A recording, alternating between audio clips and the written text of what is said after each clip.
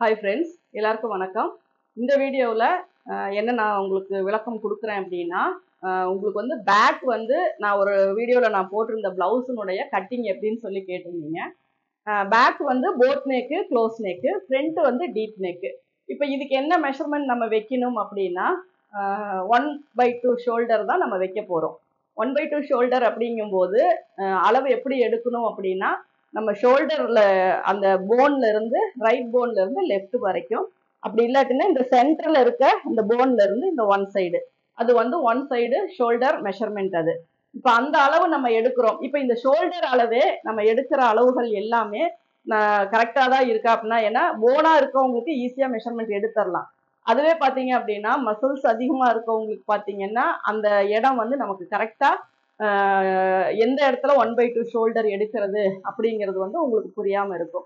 அப்ப நம்ம என்ன பண்ணணும் அப்படின்னா, அவங்களுடைய ஒரு கரெக்டான ஒரு இந்த ஆர்ம்னுடைய ரவுண்டு வந்து நம்ம பார்க்கணும். ஏன்னா ஒரு சிலருக்கு என்ன ஆகுன்னா அப்படி ஸ்லோப்பிங்கா ஒரு மாதிரி மோல்டிங்கா அப்படிதான் இருக்கும், அந்த போன் இல்லாம இருக்கும். அப்போ வந்து அவங்க ஒரு பிளவுஸ் போடும்போது அந்த ஷோல்டர் அவங்களுக்கு எந்த இடத்துல இருக்கணும் அப்படிங்கிறத நம்ம ஒரு கெஸ் பண்ணி அந்த இடத்துல தான் நம்ம மெஷர் பண்ண முடியும். ஏன்னா நம்ம போனை தேடிட்டே இறக்கி வச்சிட்டோம் அப்படின்னா ஷோல்டர் வந்து கீழே இறங்குன மாதிரி ஆயிரும். அதனால மேக்சிமம் ஒரு பிளவுஸ் போடும்போது அந்த ஷோல்டர்னுடைய 1/2 ஷோல்டர் எங்க இருந்தா அவங்களுக்கு நீட்டா இருக்கும் அப்படிங்கிறத முதல்ல புரிஞ்சுக்கிட்டு அதுக்கு தகுந்த மாதிரி நீங்க மெஷர்மெண்ட் எடுத்துக்கோங்க. இப்போ 1/2 ஷோல்டர் எடுத்தாச்சு. அப்ப நம்ம இங்க வந்து ஃபர்ஸ்ட் மார்க் பண்றோம்.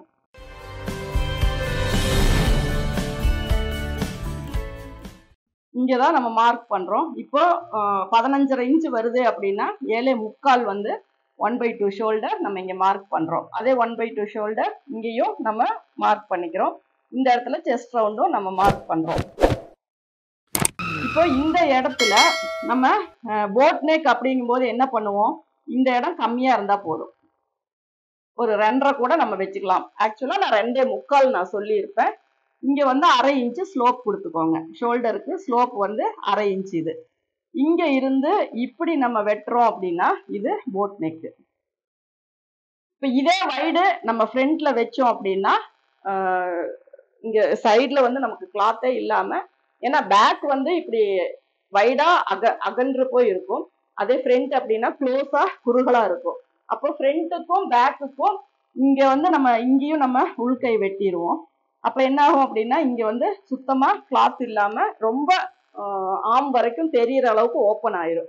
ஆனா இதுவே க்ளோஸா போட் நெக் வைக்கும் போது ஓகே தான், இங்க எல்லாம் நமக்கு கிளாத் இருக்கும், நெக்கு மட்டும்தான் அகலமா இருக்கும். அப்ப இங்க 2.5 இன்ச் வச்சு நம்ம போட் நெக் வச்சோம் அப்படின்னா, இப்ப இந்த மாதிரி ஃப்ரண்ட் பேக் வந்து போட் நெக், இது ஃப்ரண்ட் டீப் நெக் வேணும்னா இன்னும் ஒரு 1/2 இன்ச் நம்ம உள்ள கொண்டு வந்துடணும். அப்ப என்ன ஆகும் அப்படின்னா இந்த இடத்துல நமக்கு கிளாத் கிடைக்கும். இங்க வந்து உள்கை வெட்டிடுவோம், இங்க வந்து கிளாத் கிடைக்கும். இது வந்து பேக்கு. இது எப்பவும் போல நம்ம இங்க வந்து யோக் வச்சோ பிரின்சஸ் கட் வச்சோ எப்படி வேணாலும் நம்ம பிளவுஸ் தைச்சுக்கலாம். அப்போ 7.25 1/2 ஷோல்டர்னா 2.5 இன்ச் வச்சு நெக்கை வந்து மேல வைக்கிறோம் அப்படின்னா அது போட் நெக்கு.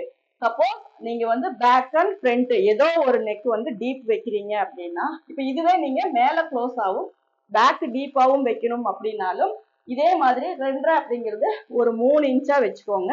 அதுக்கப்புறம் இங்க இருந்து நீங்க ஃப்ரண்ட் டீப்பாவும் பேக் வந்து க்ளோஸாவும் நம்ம வச்சுக்கலாம். இப்போ இதுல நம்ம இந்த இடத்துல ஏதாவது ஹோல் வேணுமா, இல்ல இந்த இடத்துல நெட் வேணுமா, என்ன டிசைனா இருந்தாலும் இதை நீங்க ஃபாலோ பண்ணிக்கலாம். இப்போ பிரைடல் பிளவுஸ் எல்லாம் நிறைய பாத்தீங்கன்னா ஆரியா ஒர்க் வந்து நெட் அட்டாச் பண்ணி உள்ள வந்து டிசைன்ஸ் கொடுக்குறாங்க.